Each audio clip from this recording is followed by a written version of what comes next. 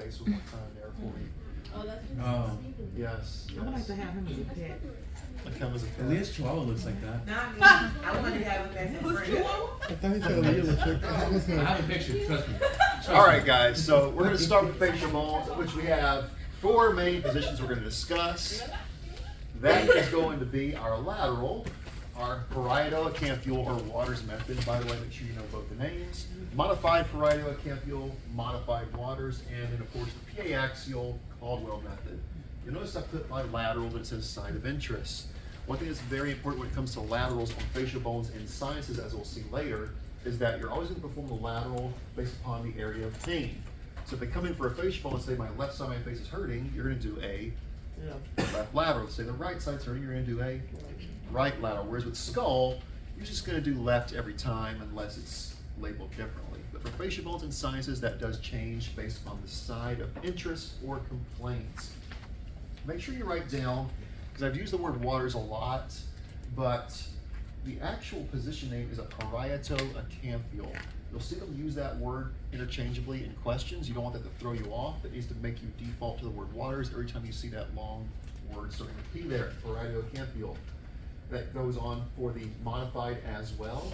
And modified stands for the fact that we're going to open up the mouth on that one to do that sinus view we talked about a little while ago.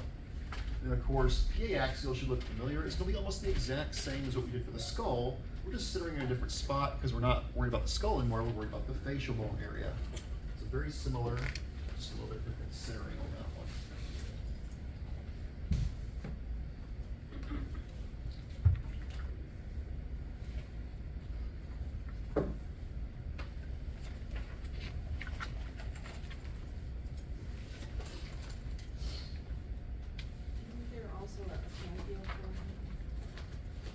No, it's always going to be Parietoacanthial. It should not be, unless they're talking about when you're doing an AP position, I guess it would count that way, but typically you're going to do it facing the board. Oh, I think he was talking about supine. Supine, yes. I thought you meant with the way we're doing it here. No. It almost kind of like has the same letters though, like PA, AP, depending on how you have the position of the patient, so it's a little flu as well. All right, guys, lateral facial bones with our favorite little bald man here. These positions, he looks so very happy. That's Bob. Yeah. I'm not letting myself get to that point. I'm gonna get hair plugs before I get that. So we'll know what happened to you if you've been missing for a couple of weeks. You know, the things they do with hair plugs these days, I'm telling you. My cousin got hair plugs, you can't even tell. I'm just saying. We'll be able to tell this I've now. seen them, that's how it's true. We It's know actual the hair truth. implants. Yeah. It's gross. From where? They look good. From where? They get it from the You get like donations and stuff. Like, But it hurt just for a little while. anyway, back on subject. Let's stop talking about hair. Upright position, of course, going to be the ideal way that we do this. Why do we always opt for upright over laying down again? Air fluid levels. Because even if we're not doing sciences, that might be the problem. So correct air fluid levels will still manifest on these, killing 2 birds with 1 stone, like I keep saying. Ooh, Fruit Loops. Good stuff. That's classic. All right, part position, we want the MSP of the head parallel with the IR. IPL perpendicular, just like with a lateral skull. Nothing has changed there, but what you do notice is that the centering has changed, which we're going to get into on the next slide here. IOML will be perpendicular to the front edge of the IR. And of course, we're going to tilt that head up slightly, make sure they're looking straight at us, looking at the pupils of the patient, make sure they're lining up with our pupils to ensure that IPL has that nice, straight horizontal line that we need to see for that position. By the way, in case you forgot, no lab this week. Regular clinic tomorrow. Regular clinic. Only wanted to go to lab by accident. Of course, I could have gave this poor guy a shirt. I mean, was there any reason to have him do this without a shirt? Miss Shepherd Like took the the heritage. picture. Yeah. Miss Shepherd took that picture. That would make sense. Yeah. That's So- why he looks like that. Oh, that's why he looks like that. It's cold. It's cold. By the way, before I go to the next slide, where do you think the centering point for this is? Is it Zygote. It's on the zygoma, correct. And the zygoma goes by 2 other names, that being what? Oh, not cheekbone. Please do not use that term. It is a cheekbone, but that's not the term we're going to use. Zygoma, also called the zygomatic bone, also called the malar. You can tell the patient's a cheekbone, but that's not the scientific term. What about the thigh bone? The what? The thigh bone. Thigh bone? Come on now. I was like that. Don't be hurting me like that. All right, central ray is going to be a perpendicular central ray. No angulation on there, guys. And we're entering the lateral surface of the zygomatic bone. Technically, when we're on that bone, we are considered to be halfway between the outer canthus and the EAM. Make sure you know it both ways. They'll use both ways of describing that centering for that position. On the zygomatic bone, which is considered to be halfway between the outer canthus and the EAM. Of course, we're still using a 10 by 12 set. You do want to bring that exposure field down to at least 6 by 10, which they do not do at Harris Health, and it pains me. But we do not need the entire cranium on that facial bones x-ray. Why? Because it's a facial bone x-ray, not a skull x-ray. Therefore, what do I need? Just the face. I can collimate that down. I don't need the entirety of the head on that x-ray. I'm just overexposing the patient. Also, aside from that, facial bones, as we reviewed, are quite small. They need that higher detail, so we need to bring that coning down, bring that conation down to let those facial bones pop, and also see them a lot more clear on that x-ray image. Otherwise, they'll kind of start getting mottled and fade away. We won't see that fine detail that we want to have manifest on that image.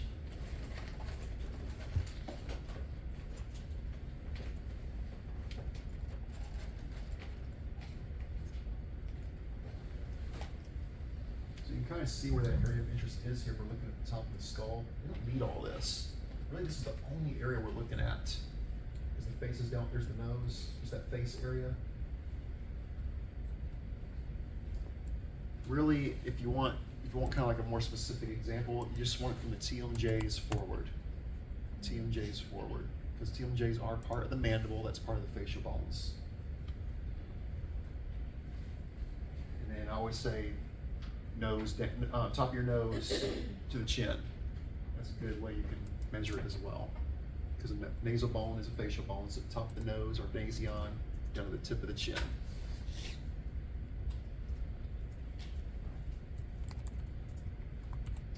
All right, so yeah, beautifully collimated. That's what you want to see right there, guys. We don't need all the rest of that head on there, just those facial bones.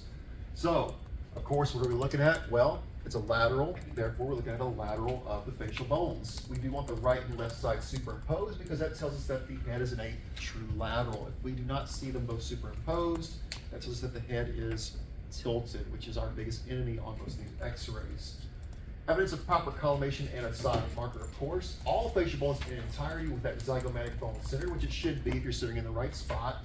No rotation or tilt, as we say with all these. And how do we check that?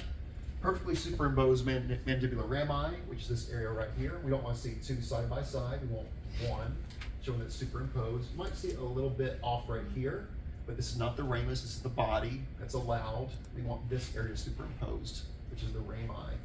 Superimposed orbital roofs up here, and of course that cell is going to have that nice, beautiful U shape, telling us that we're in a nice, true lateral position.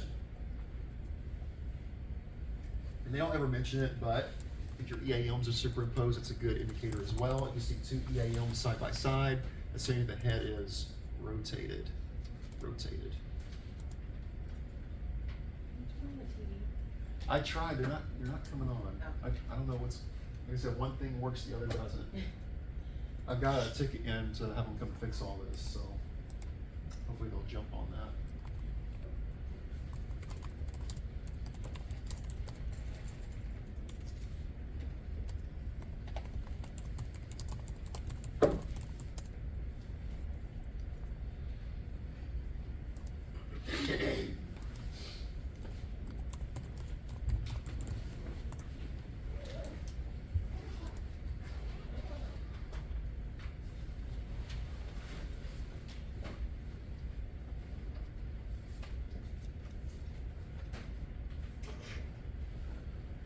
All right, moving on to that Parietoacanthial Waters view.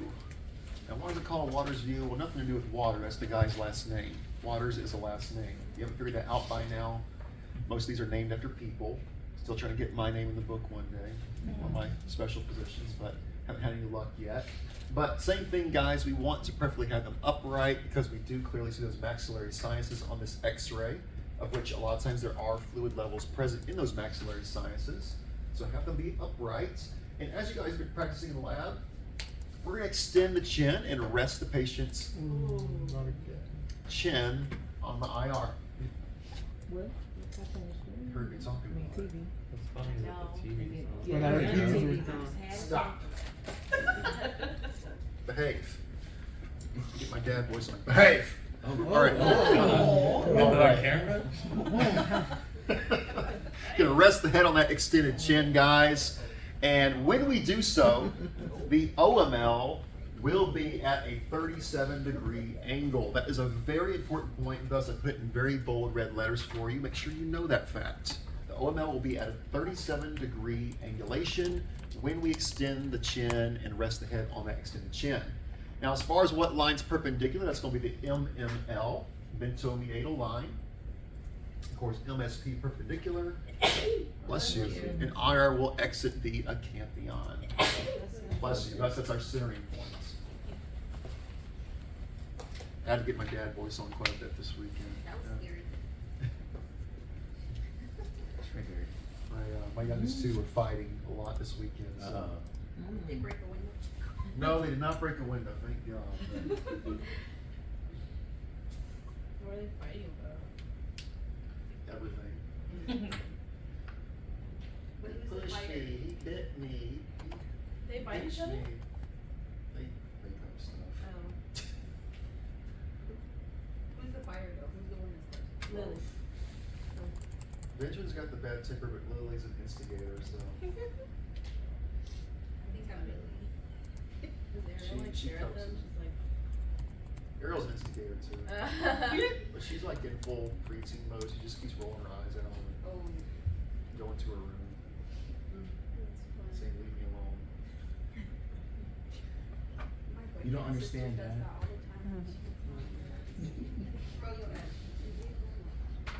says the one who roll her eyes all the time. She's trying to get me to get her a cell phone right now. I've been so resistant to it. Ariel? Yes. She wants to text her friends. Don't do it.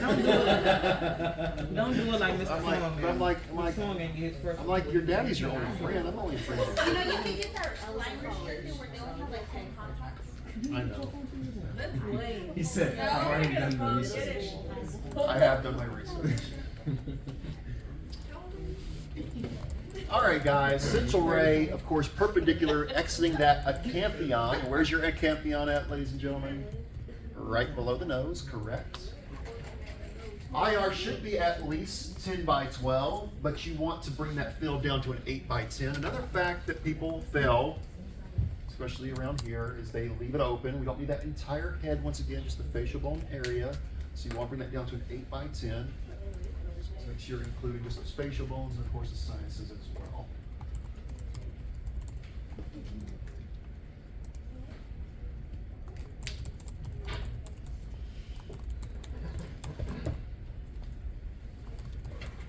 I'm telling you, know this water's position inside and out. It's one of the favorite ones to ask questions on.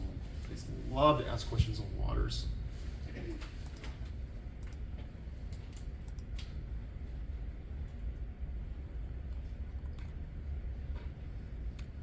And we use the same 30 to 37 degrees for the other waters?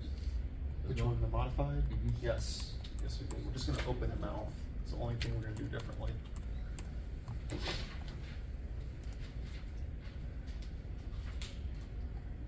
What's the 53 degree? That is the angle of the EAM to the IR, but you don't need to know that one. Just how the OML lies. All right, so what are we looking at? Now, once again, beautifully commented. That's what we want to see right there. That's a beautiful waters x-ray. What are we seeing? The orbits, the maxillae, and the zygomatic arches. In fact, this one right here is one of the ideal positions that we use to examine orbit fractures, specifically a blowout fracture. It'd be a really good thing to write down, I'm just saying. We use a waters position to examine orbit fractures, specifically the blowout fractures. You can add tripod fractures to that as well if you want to. Blowout and tripod fractures. How you spell try?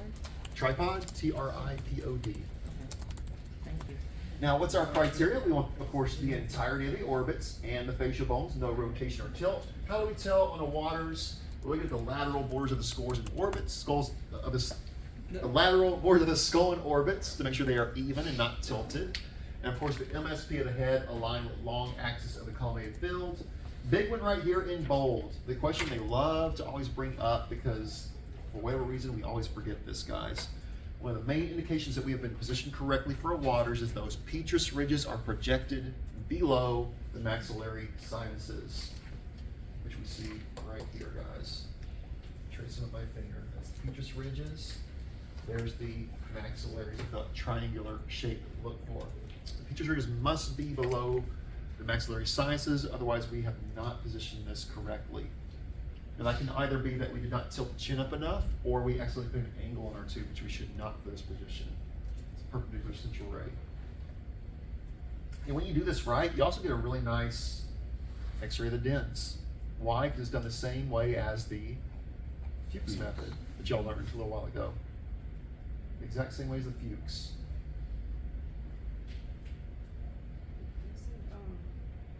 What was the other one you said? Orbital blowout and. Uh, Orbital blowout fractures and tripod fractures. This is the ideal position to look at both of those.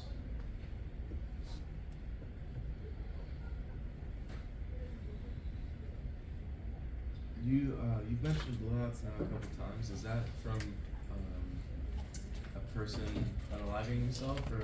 That can be a number of ways. I mean, it can just be a punch in the face the right way, like Okay. directly into the eye. Just so like a collapsed. Okay. Basically, the floor of the orbit begins to collapse down. Dang.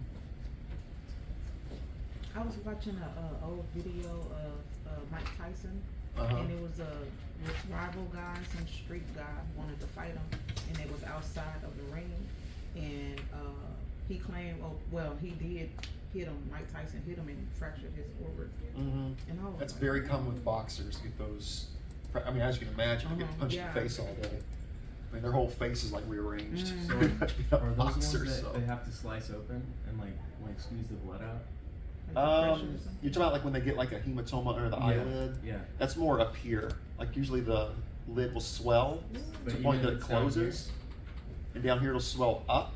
Yeah. So yeah, they'll slice either one to.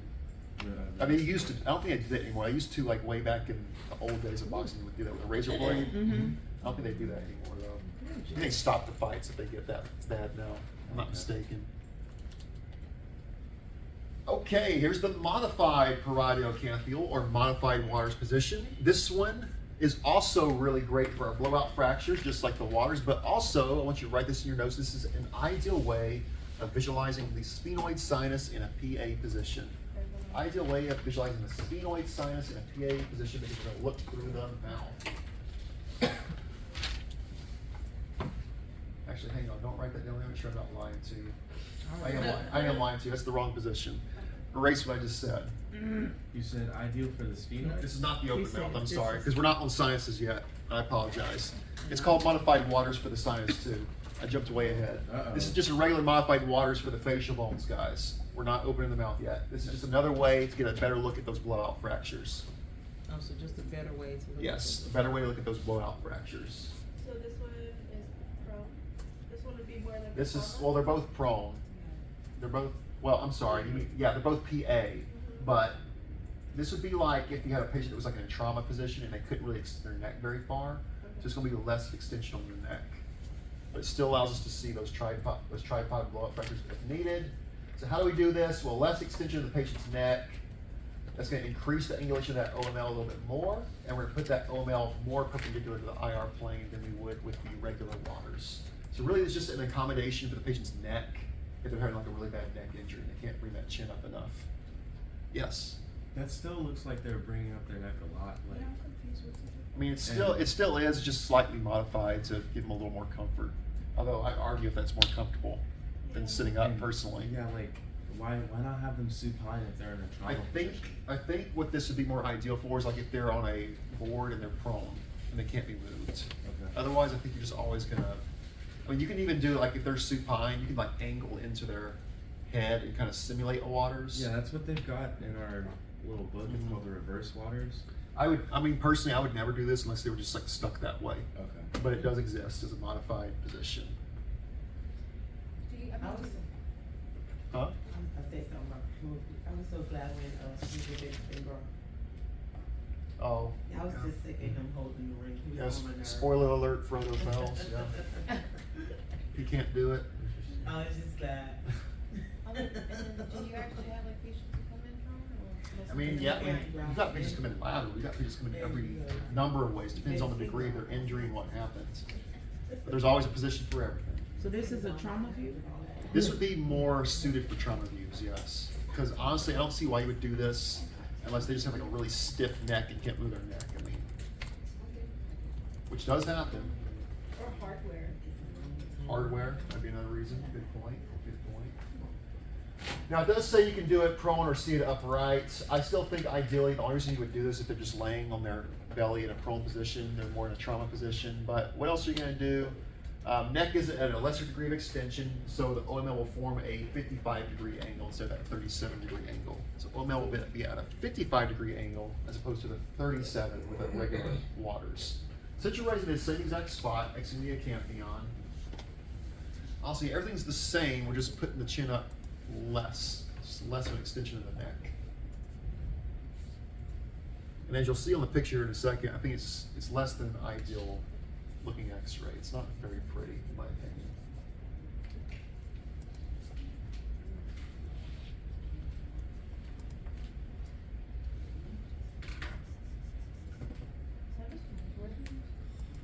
I think they're watching a video.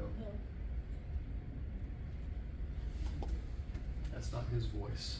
I know his voice.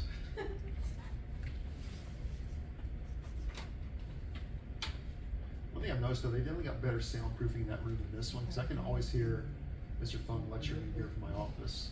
I never hear anybody else in the ultrasound. And ultrasound's like next door to my office. This is not. But I can always hear what's going on in here. The times they're loud though, they're loud. But Mr. Button is also. And there you go. Not very pretty. Looks like almost like the pig is chewing on something. Like the mouth's all superimposed on itself. Not the prettiest view. So what we're going to see, of course, facial bones with less axial angulation, so it's not ideal. Petrous ridge is projected just below the border of the orbits and midway through the maxillary sinus. That's the big difference there. They're not going to be below the maxillaries. They're going to be halfway through the maxillaries this time. Once again, not ideal at all because that could be obscuring those fluid levels if there is an infection going on in the sinus cavity.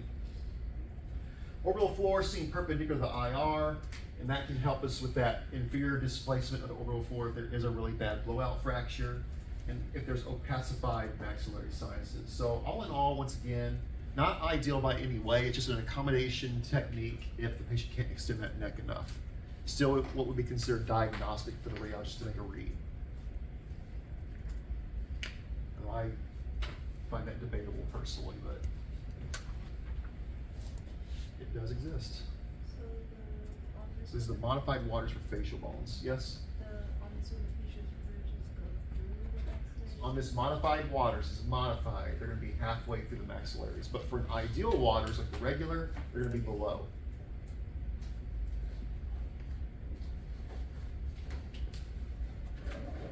Don't make me come over there, projector. But the waters method is best for blowout. I mean, both are. Okay. Both are. But the regular water is just ideal across the board.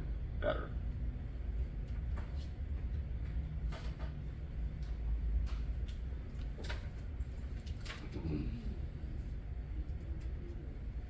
So yeah, I always find that to be the one that looks like they're chewing on something in the x-ray. Or they got a bunch of foil in their mouth or something. Foil, something in their mouth. But they don't ever stick foil in their mouth, especially if you have cavity fillings. Like shock yourself. Not in a good way. Yesterday I watched the babies' bed sheets and stuff. So they had so much static. So I went to my husband and I said, here, like, shock yourself so you can shock the baby. So he's like, Oh yeah, static electricity. All right, that brings us next to the Caldwell, guys. Done exactly like the Caldwell for the skull, except we're just centering a little bit lower. Keep that in mind. Once again, erect position being the most ideal view or way of doing this. We're gonna place that forehead and nose resting on the table or the upright bucky, and we're gonna adjust the flexion of the neck so we place the OML perpendicular to the IR plane. Yes? Was the modified waters, is that one still the 8x10 combination like we did? Yes. Yes, same way. And the IR centering as well as that central ray exiting will be at the nasion. At the nasion. So really the only thing that changed was the neck and then So the waters again? Yeah, just the flexion of the neck. Slightly different.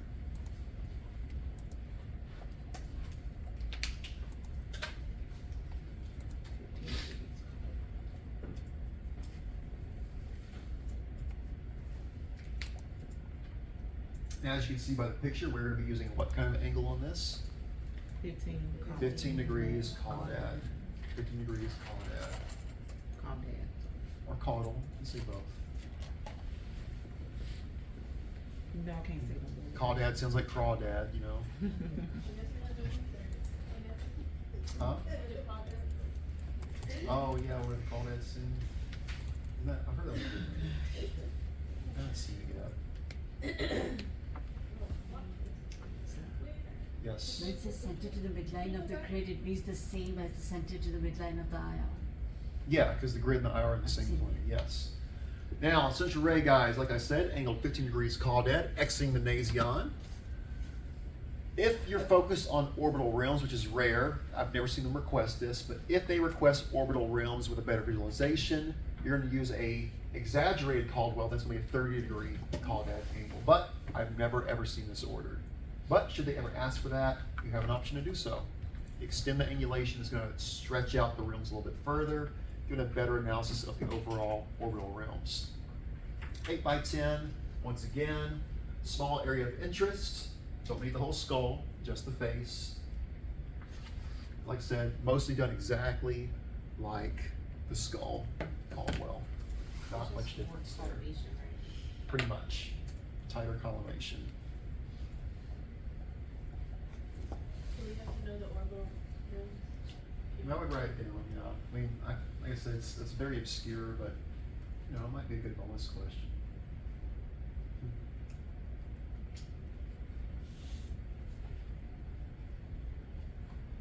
Or if those people at the registry want to be extra nasty, they would throw something like that in there, which I wouldn't put past them.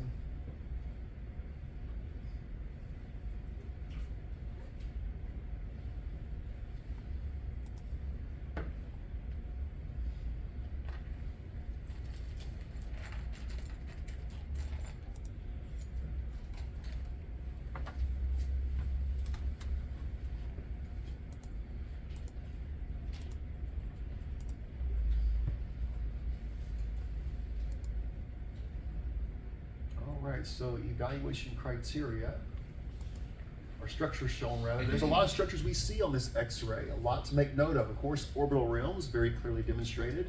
The maxillae, which is the maxillary bones, left and right. That bony nasal septum, which is, how do we get to the bony nasal septum? What two things form that? Perpendicular plate of the ethmoid, and what else? The vomer bone, correct. We're going to see the left and right zygomatic bones, the interior nasal spine, which is located right here. Petrous ridges, once again, big one. I should put that in bold red for you guys. How do we know it's a Caldwell? No matter what part of the face or head, Petrous ridges in the lower 1/3 of the orbits. Lower 1/3 of the orbits when we're using that 15 degree caudal angle. If we do that alternative view we just talked about, we're going to use the 30 degree angle. We'll see the Petrous ridges below the inferior margins of the orbits, but focus on this one right here. That's going to be all your pictures, all your x-rays are always going to show them within the orbits. Otherwise, it is positioned or angled incorrectly. That's the ideal way we do this right here. You can see they brought that collimation down, left and right, up and down, because we don't need the entirety of the skull. Just the area of interest. Yes? Could you point at the nasal spine, the anterior one again? The anterior nasal spine right here. Okay. So when we're looking at a PA or AP, it's a little bit more superimposed, harder to see. But if you follow your bony nasal septum down, it's just right below it right here. Okay. Is it this little shape that's between everything? Like down here? Yeah, Like a approximately little right diamond? there. Uh-huh.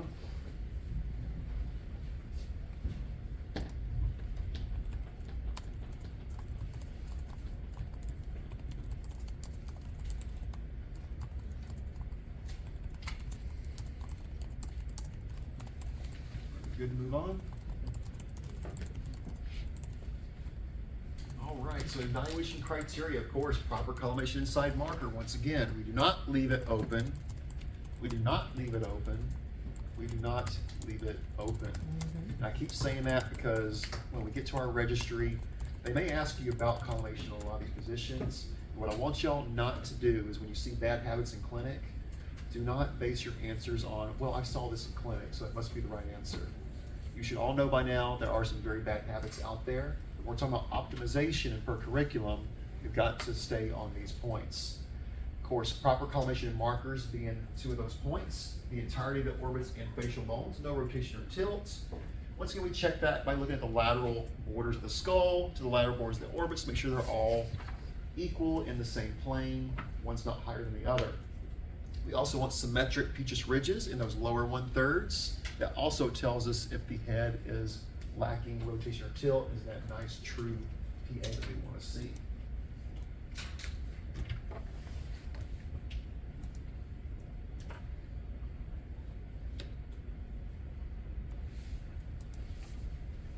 And this will wrap up the facial bones. We can go to nasal bones next. Much less than that skull position we just talked about the other day.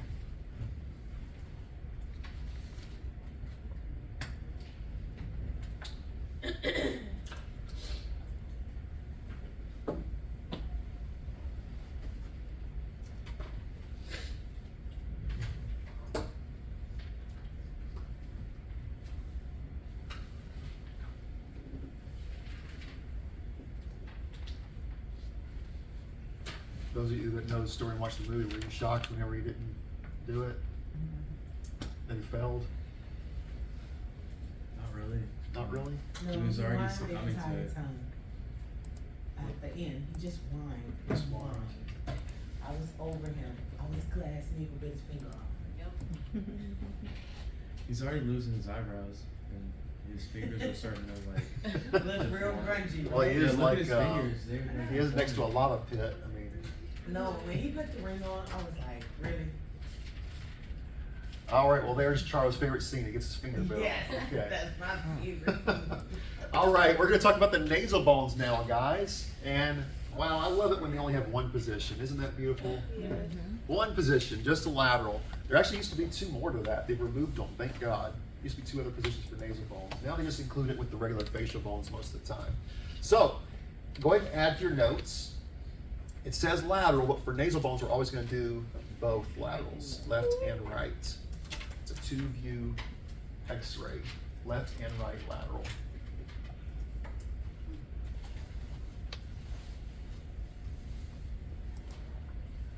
All right, so for lateral nasal bones, and it's in the name, by the way, bones, plural.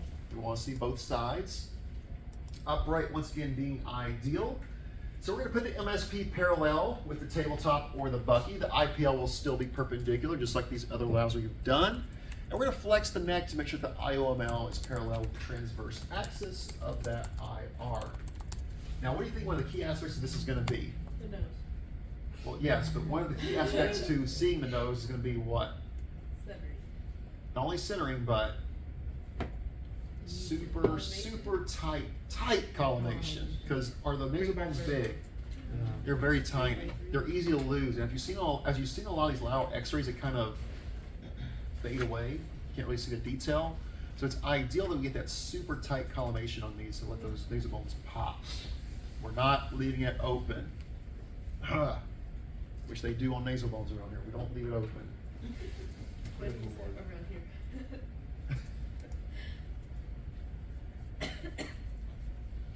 All right, so central ray will be perpendicular to the bridge of the nose. Bridge of the nose, by the way, is just this flat part right here that I run my finger on. That's the bridge of your nose.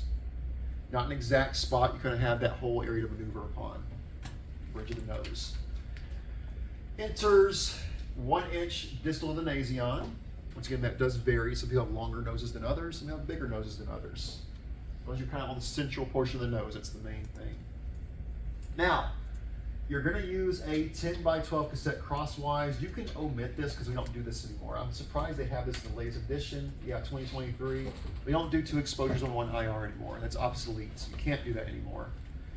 Back with CR and film, you used to, if you opted to, if you want to, you could do 2 exposures. So you have to put like a crosswise film, do 1 X-ray here on this side of the cassette, turn around, do an exposure on this side of the cassette. You'd have them like side by side on the same film. We don't do that anymore because digital doesn't even allow you to do that anymore. So you can omit that, doing 2 exposures. And even though you see that big, giant cassette of 10 by 12, guys, you're not going to use that whole cassette. How small are the nasal bones? Very small. So you want an exposure field of at least 3 by 3. That's a very small exposure field because the nasal bones are very tiny. It's ideal to let you visualize them better, have them pop on that X-ray. Jay, did you raise your hand? Yeah, so when you have those 2 separate images, is one gonna be like flipped upside down and like I'm not sure how that would. No, I mean you're not going to move the cassette. It's going to be. Oh, so you're just going to move the a center patient and do thing? 2 different exposures. Okay. Yeah, that's an old school way of doing X-rays for comparison views. Like I said, we don't do that anymore. I'm surprised they still have this in the 2023 edition of this book, but very, very old way of doing X-rays. You used to be able to do it with hands too, side by side, and feet. So bilateral. Because even with CR, guys, like you can do it on CR, but it looks ugly because the scatter messes up the secondary image. It really only worked well with film X-ray. So would it then be okay to do a double exposure? So like 1 here and then do the other one, or is that still scattered? I mean, there's still going to be scatter, but it works surprisingly well with film, not so much with CR. You can't even do it with DR. DR is always single exposure. Okay. Yeah.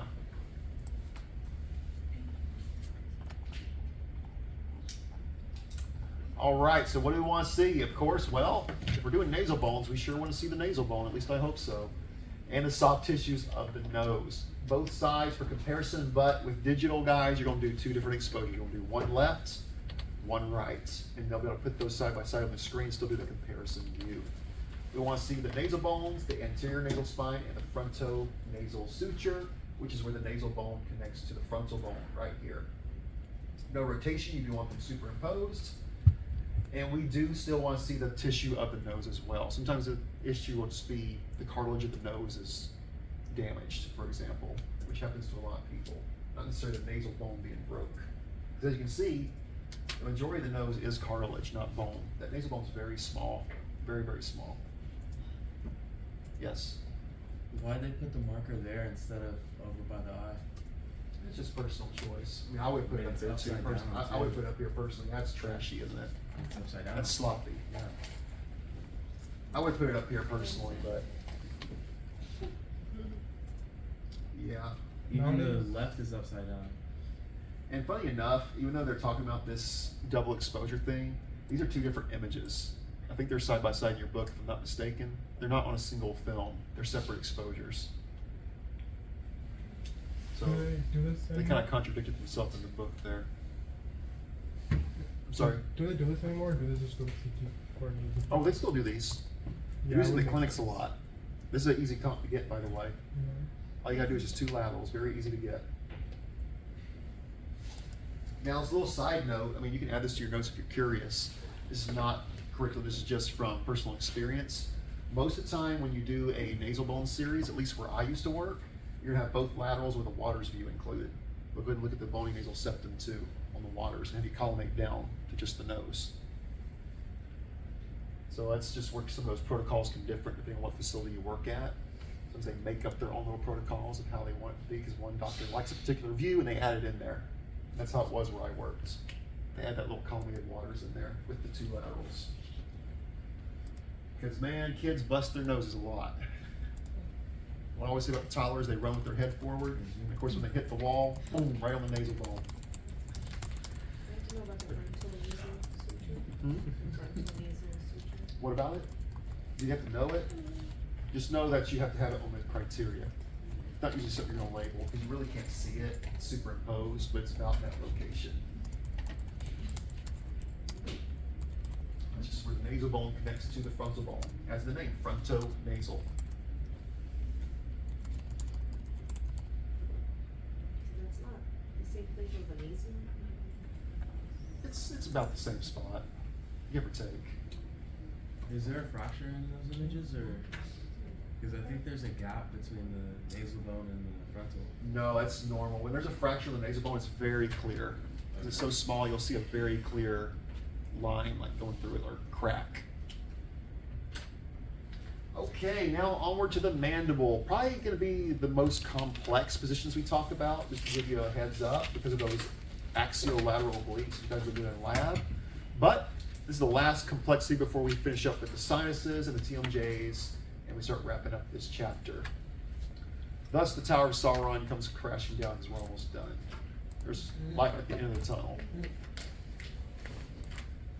All right, so yes, a lot of positions, guys. So we're gonna go through all these for the mandible. This is our essential projections. We have a PA rami, PA axial rami, talking about the different parts of the mandible. We have a PA body and a PA axial body. Then we have the axiolateral and axiolateral obliques, of which we can look at 3 different parts of the mandible, 3 different ways of doing it. We'll review all 3. And then we'll end with the SMV view, which can also be included on our mandibular views, although not as common. Go ahead and add to your notes, because just in case they want to throw this at you on the registry, I noticed they omitted there's one other way to get mandible x-rays, and that's through a Panorex x-ray. Some of you may have seen Panorex at LBJ. I think they've gotten rid of it at Bentob. Does anybody know what I'm talking about with Panorex? Yeah. It's like the dental x-ray almost. Where They you, put their chin and yeah. everything in it. So they still do those at LBJ, and it basically just goes around the face and gives you a look at the teeth and the mandible. That's another way that we can get a mandible x-ray, but it's becoming more and more obsolete. About the only place they really do that anymore is a few areas like LBJ, and of course at the dentist office when you go into the dentist and get x-rays, they'll often do that Panorex film on your face as well. But there is another way that we can see the mandible. By the way, if you want the easiest mandible comp, do the Panorex at LBJ. That counts as a mandible. So if you're at Bentob, you just hit up your local dentist. She said, I guess. Yeah, Bentob got rid of the Panorex. Yeah, they got rid of their dark room. It was a film-based x-ray they were still using. The last of its type.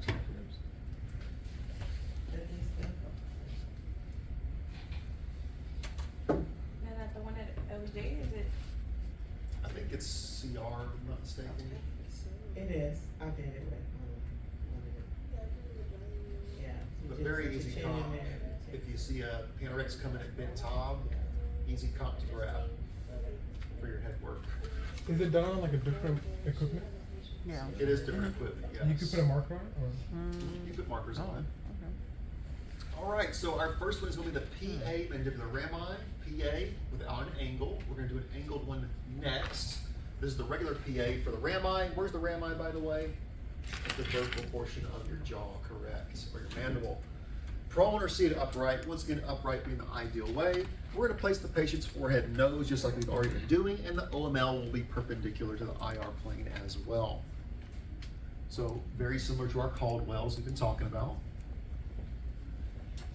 As far as putting that forehead and nose on the IR, make sure that OML is perpendicular. Oh, come on, you've been behaving now. Don't make me upset.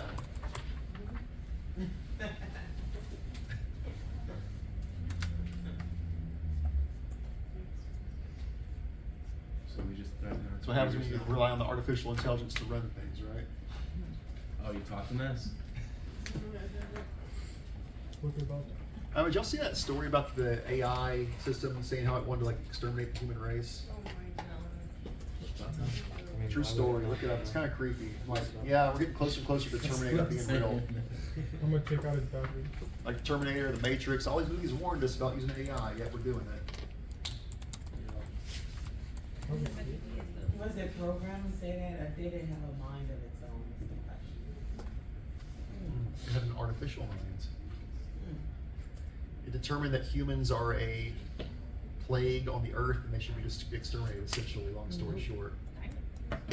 Might have to Google it. Just move him out to California. He'll be fine.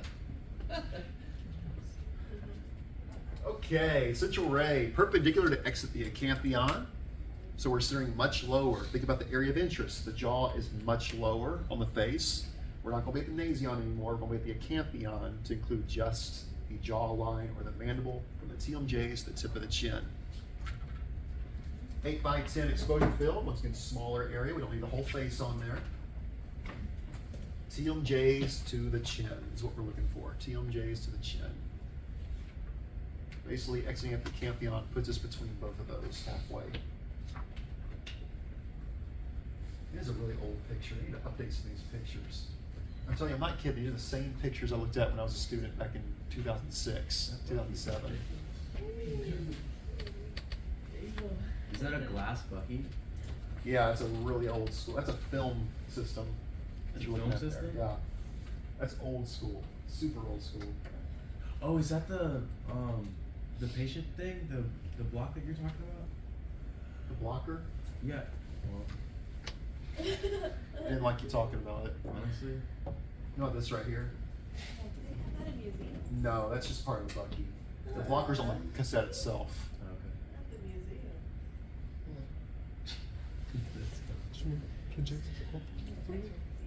What was the noting for? All right, so what are we looking at? Well, it's in the name, guys. PA, mandibular rami. So what do we want to see? Mandibular body and rami. At least I hope so. That's what the position calls for.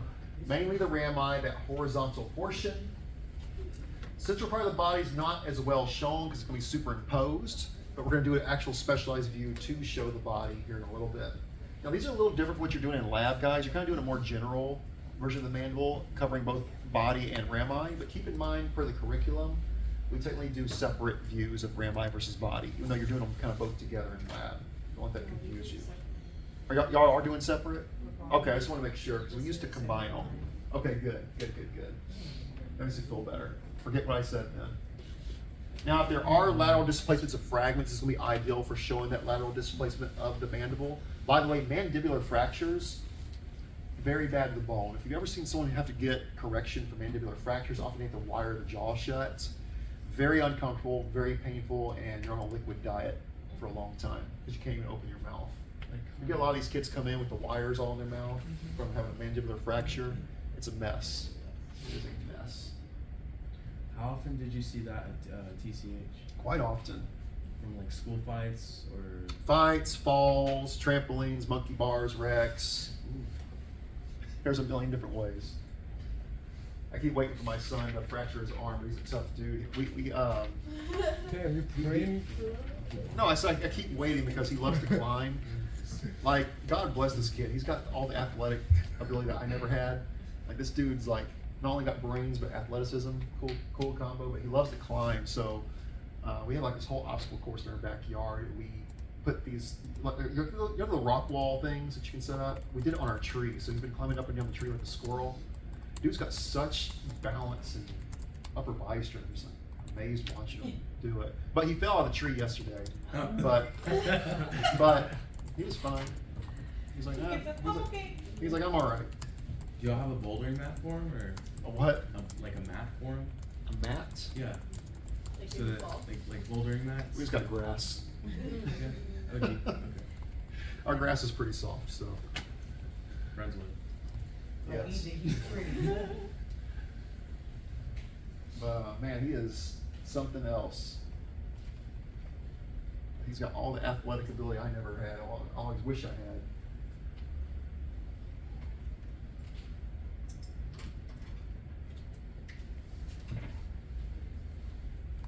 All right, so evaluation criteria, of course, proper collimation and marker. Yes, entire mandible. When I say entire mandible, that means from the TMJs down to the mentum, by the way.